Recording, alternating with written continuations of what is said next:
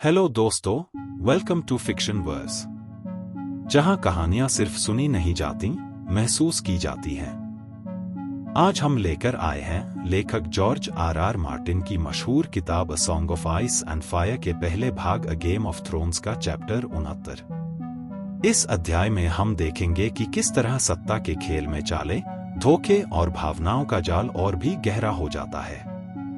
यहाँ हर किरदार अपनी अपनी चाल चल रहा है और हर फैसला भविष्य की दिशा बदल सकता है। तो चलिए बिना कोई देरी किए शुरू करते हैं अ गेम ऑफ थ्रोन्स का चैप्टर 69। उन्होंने मेरे बेटे को पकड़ लिया है, टाइविन लैनिस्टर ने कहा। हाँ मेरे स्वामी, संदेशवाहक की आवाज थकान से बोझिल थी। उसके फटे हुए सुरकोट पर बना क्रैकहॉल का धब्बेदार जंगली सुअर का निशान सूखे खून से आधा ढका हुआ था। तुम्हारे बेटों में से एक, टीरियन ने मन ही मन सोचा। उसने वाइन का एक घूंट लिया लेकिन कुछ नहीं कहा। उसका दिमाग जैमी की तरफ चला गया। जब उसने अपना हाथ उठाया तो उसकी कोहनी में दर्द की एक तेज लहर दौड़ गई, जो उसे अपने हालिया छोटे से युद्ध अनुभव की याद दिला रही थी। वह अपने भाई से प्यार करता था, लेकिन व्हिस्परिंग वुड में उसके साथ होना, इसके लिए वह कैस्टली रॉक के सारे सोने के बदले भी तैयार नहीं होता। उसके पिता के इकट्ठा किए हुए कप्तान और बैनरमैन चुपचाप बैठे थे, जबकि दूत अपनी कहानी सुना रहा था। कमरे में बस चिमनी में जलती लकड़ी की चटक और सिसकारी की आवाज गूंज रही थी। लंबी, ठंडी और थकाऊ दक्षिण की यात्रा के बाद सराय में एक रात बिताने का ख्याल टीरियन को बहुत भा रहा था। हालांकि वह चाहता था कि यह वही पुरानी सराय न होती जिसकी कुछ अप्रिय यादें थी। उसके पिता ने बेहद कठोर गति से यात्रा करवाई थी और इसका असर हर किसी पर पड़ा था। युद्ध में घायल लोग जितना हो सके साथ चलते रहे या पीछे छूट गए, अपने हाल पर छोड़ दिए गए। हर सुबह कुछ लोग रास्ते किनारे पड़े रह जाते, नींद में ही मर चुके।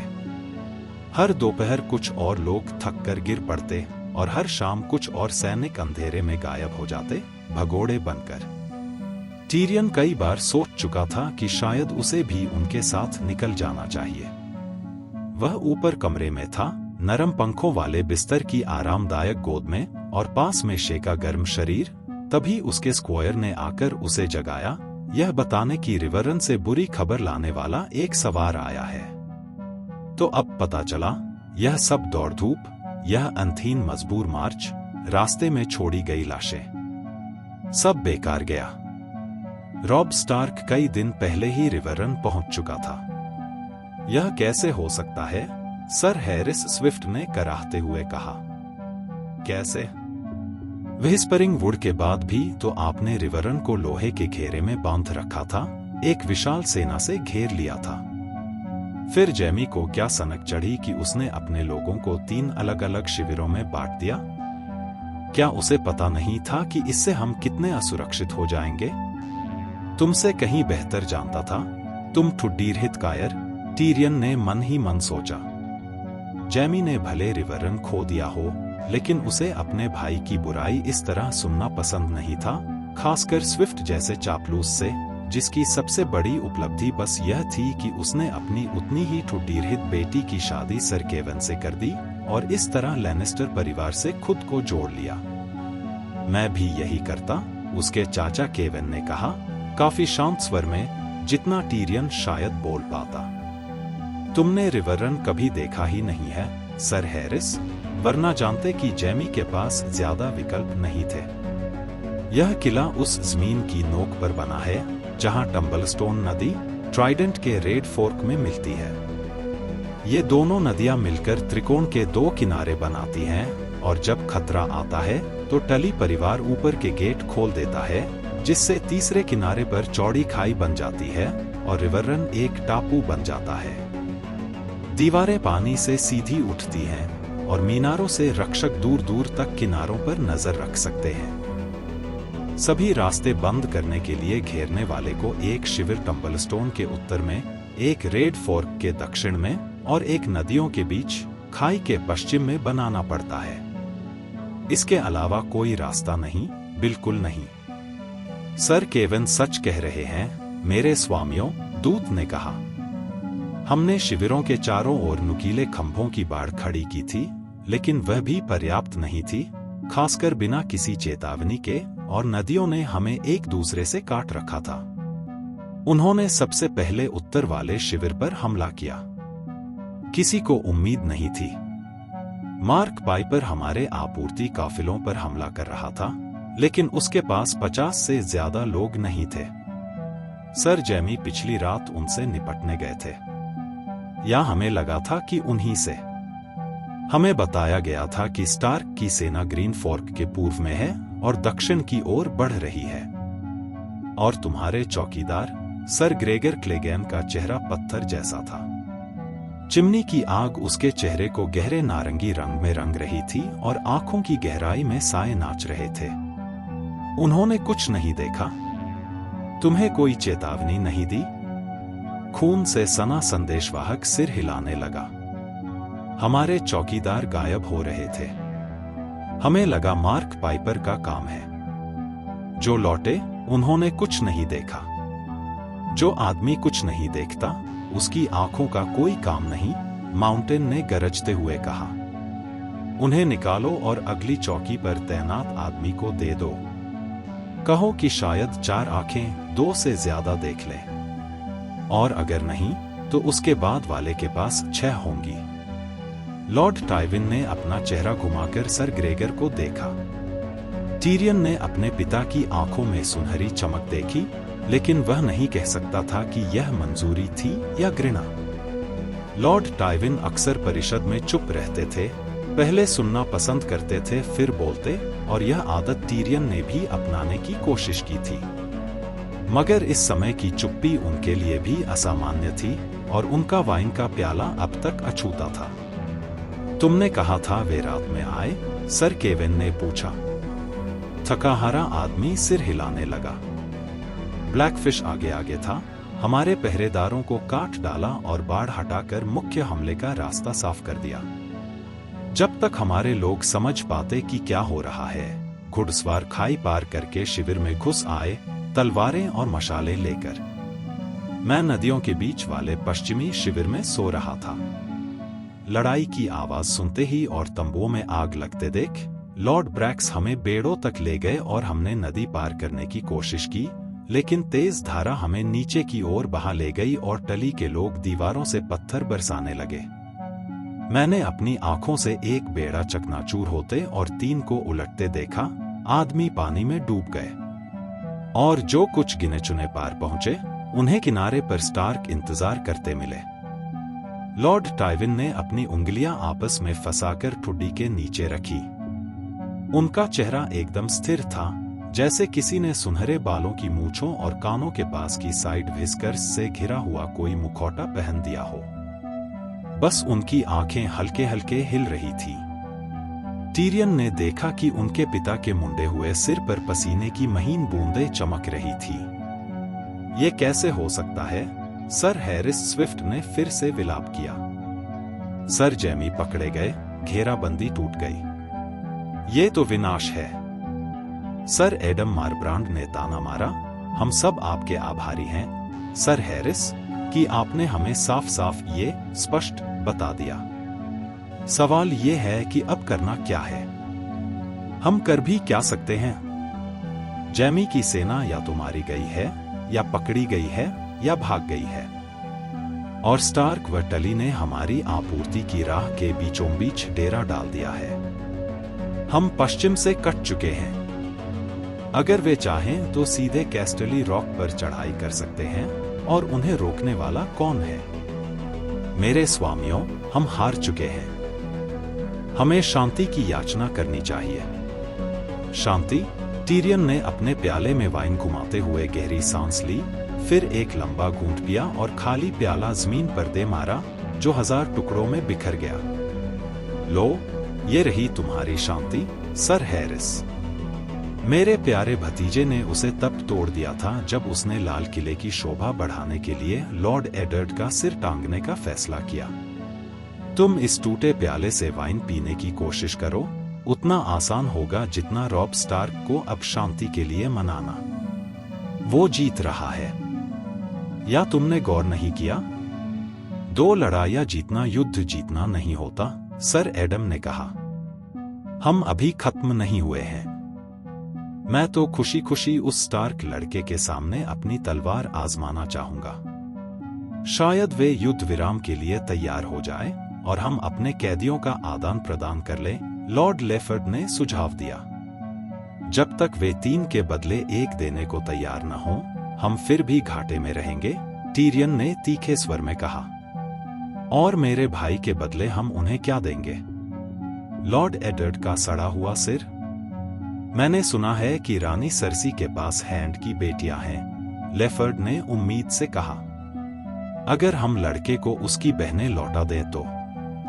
सर एडम ने हंसी में नाक से फुफकार छोड़ी। उसे पूरा गधा होना पड़ेगा अगर वो जैमी लैनिस्टर की जिंदगी 2 लड़कियों के बदले दे दे।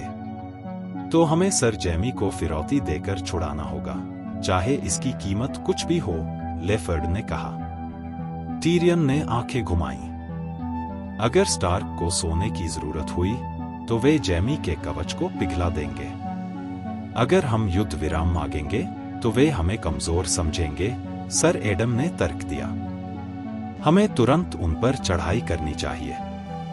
जरूर हमारे दरबार के दोस्त हमें नई फौज के साथ मदद के लिए तैयार होंगे, सर हैरिस ने कहा। और कोई कैस्टरली रॉक लौटकर एक नई सेना भी जुटा सकता है। लॉर्ड टाइविन लैनिस्टर खड़े हुए। उन्होंने मेरे बेटे को पकड़ लिया है, उन्होंने एक बार फिर कहा। उनकी आवाज ने सभा में फैले कोलाहल को ऐसे चीर डाला जैसे तलवार मक्खन को चीर देती है। सब बाहर जाओ।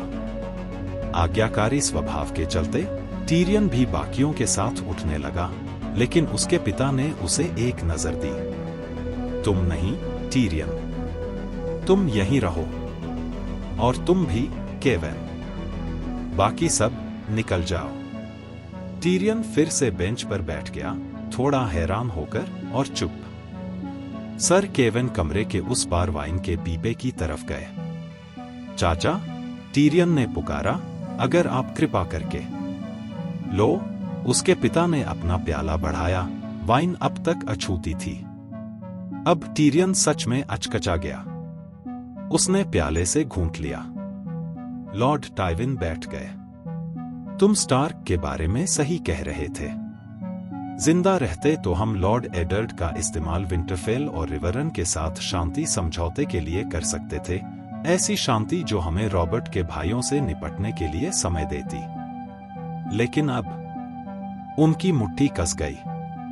पागलपन, घोर पागलपन। जॉफ तो बस एक लड़का है, टीरियन ने कहा।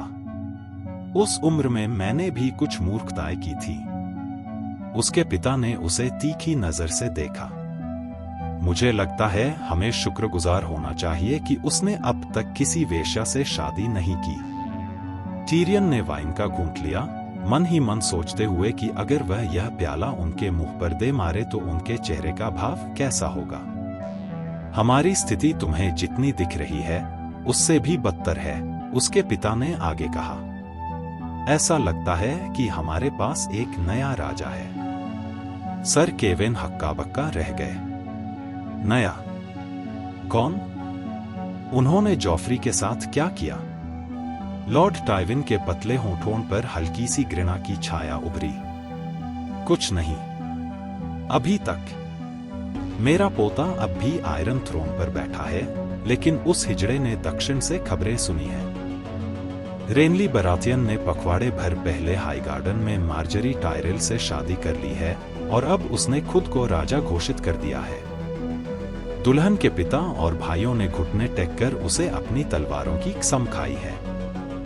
ये तो गंभीर समाचार हैं। सर केवेन की भौहें सिकुड़कर गहरी खायासी बन गईं। मेरी बेटी हमें आदेश देती है कि हम तुरंत किंग्स लैंडिंग रवाना हों, रेनली और नाइट ऑफ फ्लावर्स से रेड कीप की रक्षा करने के लिए। उनका मुंह तम गया। आदेश देती है, समझे?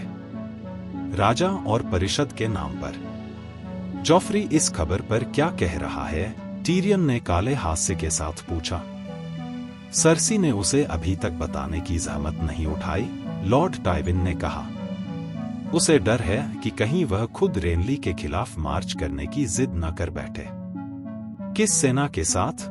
टीरियन ने पूछा। उम्मीद है आप उसे ये वाली सेना तो नहीं देंगे? वह सिटी वॉच का नेतृत्व करने की बात कर रहा है, लॉर्ड टाइविन ने कहा। अगर वह वॉच को ले गया तो शहर असुरक्षित रह जाएगा, सर केवेन ने कहा। और ड्रैगनस्टोन पर लॉर्ड स्टैनिस भी है। हाँ, लॉर्ड टाइविन ने अपने बेटे की तरफ देखा। मैंने सोचा था कि तुम रंग बिरंगे कपड़ों के लिए बने हो, टीरियन, लेकिन लगता है मैं गलत था। अरे पिता, टीरियन ने कहा, यह तो लगभग तारीफ जैसा लग रहा है। वह आगे झुक गया। और स्टैनिस का क्या? वह तो बड़ा भाई है, रेनली नहीं। उसे अपने भाई के दावे पर कैसा लग रहा है? उसके पिता की भौहें तन गईं। शुरू से ही मुझे लगा कि स्टैनिस हम सबके लिए सबसे बड़ा खतरा है। फिर भी वह कुछ नहीं कर रहा। हाँ, वेरिस उसकी फुसफुसाहटें सुनता है। स्टैनिस जहाज बना रहा है, भाड़े के सैनिक किराए पर ले रहा है, अशाई से एक छाया ग्रहण करने वाली ला रहा है। इसका मतलब क्या है? क्या इनमें से कुछ सच भी है? उन्होंने चिढ़कर कंधे उचकाए। केवेन, नक्शा लाओ। सर केवेन ने आदेश मानते हुए नक्शा लाकर फैला दिया। लॉर्ड टाइविन ने चमड़े को सीधा कर टेबल पर दबाया। जैमी ने हमें बुरी स्थिति में छोड़ दिया है। रूस बोल्टन और उसकी बची खुची सेना हमारे उत्तर में है। हमारे दुश्मन ट्विंस और मोट कैलिन पर काबिज हैं। रॉब स्टार्क पश्चिम में है, तो हम लड़ाई दिए बिना लैनिस्पोर्ट और रॉक तक नहीं लौट सकते। जैमी पकड़ा गया है और उसकी सेना अब नाम के अलावा कुछ नहीं रही। थॉरोस ऑफ मीर और बेरिक डोंडारियन अब भी हमारे चारे जुटाने वाले दलों को परेशान कर रहे हैं। हमारे पूर्व में एरिन है, ड्रैगनस्टोन पर स्टैनिस बराथियन है और दक्षिण में हाईगार्डन व स्टॉर्म्स एंड अपने बैनर बुला रहे हैं। लॉर्ड टाइविन के शब्दों पर टीरियन ने तिरछी मुस्कान बिखेरी। हिम्मत रखो पिता, कम से कम रेगार टारगेरियन तो अब भी मरा हुआ है। मुझे उम्मीद थी कि तुम्हारे पास इन व्यंग्यों से ज्यादा कुछ होगा, टीरियन, टाइविन लैनिस्टर ने ठंडे स्वर में कहा। सर केवन मानचित्र पर झुक गए, माथे पर गहरी सिलवटें उभर आईं। रॉब स्टार्क के साथ अब एडमियर टली और ट्राइडेंट के सभी लॉर्ड्स होंगे। उनकी संयुक्त शक्ति शायद हमसे भी अधिक हो। और रूस बोल्टन हमारे पीछे है। टाइविन, अगर हम यहीं रुके तो मुझे डर है कि हम तीन सेनाओं के बीच फंस जाएंगे। मेरा यहां रुकने का कोई इरादा नहीं है, टाइविन ने दृढ़ स्वर में कहा।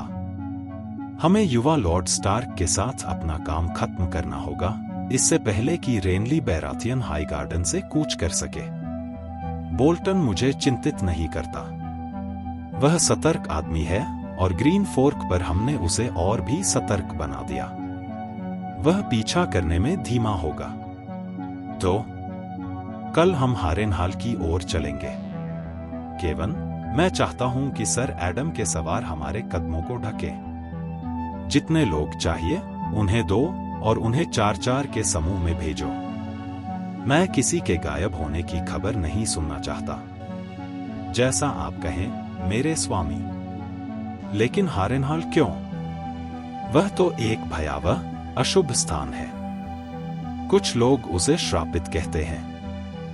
कहने दो, टाइविन ने ठंडे स्वर में कहा। सर ग्रेगर को छोड़ दो और उसे अपने लुटेरों के साथ आगे भेजो। वार्गो होट और उसके फ्री राइडर्स को भी भेजो और सर एमरी लॉच को भी। हर एक को 300 घोड़े मिले। मैं चाहता हूं कि गॉड्स आई से लेकर रेड फोर्क तक नदी के मैदान आग में जलते दिखे। वे जल उठेंगे मेरे स्वामी, केवन ने सिर झुकाकर कहा और आदेश देने के लिए चल दिए। जब वे अकेले रह गए, टाइविन ने टीरियन की ओर देखा। तुम्हारे जंगली लोग शायद लूटपाट का मजा लेना चाहेंगे।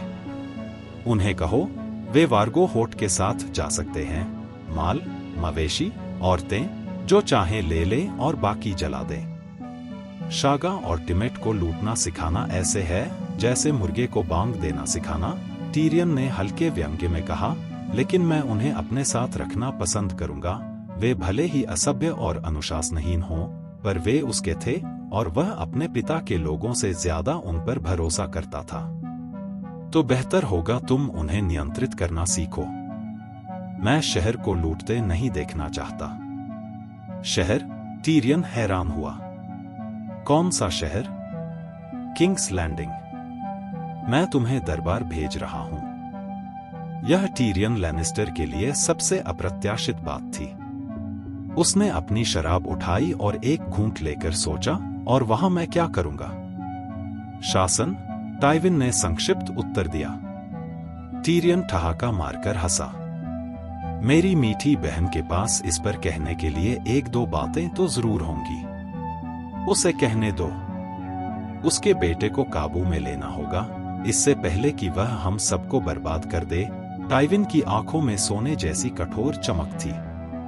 अगर ये परिषद के लोग हमें धोखा दे रहे हैं तो कीलें, सिर और दीवारें? टीरियन ने आह भरी। लगता है तुमने मुझसे कुछ सबक सीखे हैं। आपकी सोच से ज्यादा, पिता, टीरियन ने धीरे से कहा।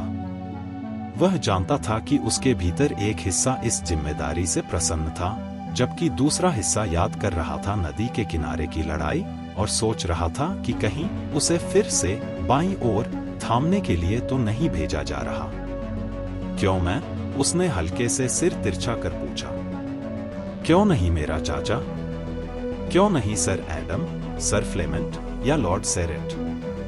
क्यों नहीं कोई बड़ा आदमी? टाइविन अचानक खड़े हो गए। क्योंकि तुम मेरे बेटे हो। तभी टीरियन को सच्चाई समझ आई। तुमने उसे खो दिया मान लिया है ना? तुम्हारे लिए जैमी मर चुका है और अब मैं ही तुम्हारा सहारा हूं। उसका मन हुआ कि वह टाइविन के मुंह पर थूक दे या उनकी छाती चीरकर देखे कि क्या अंदर सच में पुराना कठोर सोना भरा है, जैसा लोग कहते हैं। मगर वह बस चुपचाप बैठा रहा। टूटे प्याले के टुकड़े टाइविन के पैरों के नीचे चरमराए जब वे कमरे से निकलते हुए बोले, एक आखिरी बात, तुम उस वेश्या को दरबार नहीं ले जाओगे। पिता के जाने के बाद टीरियन देर तक अकेला बैठा रहा। फिर वह सीढ़ियां चढ़कर अपनी छोटी सी अटारी में पहुंचा, जो घंटा घर के नीचे थी। छत नीची थी, पर एक बौने के लिए यह कोई समस्या न थी। खिड़की से वह उस फांसी घर को देख सकता था जिसे उसके पिता ने आंगन में खड़ा करवाया था। सराय की मालकिन का शव रस्सी पर धीरे धीरे हवा में घूमता, उसकी सूखी फटी त्वचा लैनिस्टर की उम्मीदों जितनी ही कमजोर लगती। शाय ने उन्नीदी आंखों से करवट बदली जब वह बिस्तर के किनारे बैठा। उसने हाथ कंबल के नीचे सरकाया और एक नरम वक्ष को थामा। उसकी आंखें खुलीं और वह धीमे से मुस्कुराई, मेरे स्वामी।